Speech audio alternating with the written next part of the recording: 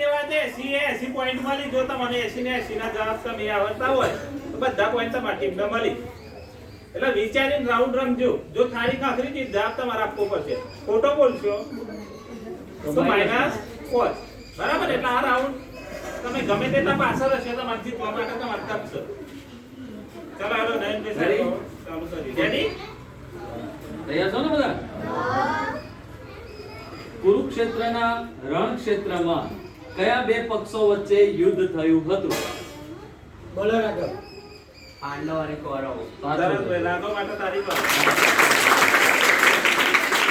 Group leader ને કહેવાનું છે મને તમને જવાબ આવતો હોય એટલે એવો તારીખ ખાવ બદલે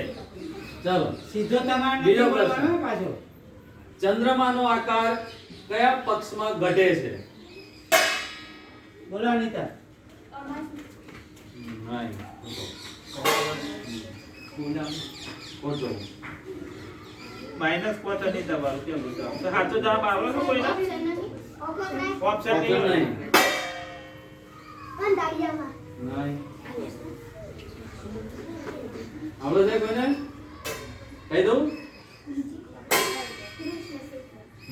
કૃષ્ણ કો ઉષ્ણ પક્ષ અને આમાં પોઈન્ટ મળે નહીં તો પહેલે હી તો ખોટો જવાબ આવી ગયો એટલે ખાલી એમને અહીંયા આવી ગયો જાણવા એટલે માંગે. પતી ગયું, બરાબર? અને તમારે એમને -5 થઈ ગયા ને સારી વગાડી પણ જવાબ કેવો આપ્યો ખોટો. ખોટો ચાલો ત્રીજો પ્રશ્ન દક્ષિણ ભારતની ગંગા નામ બોલવાનું છે દક્ષિણ ભારતની ગંગા ગોદાવરી સાચો છે સરસ ભાઈ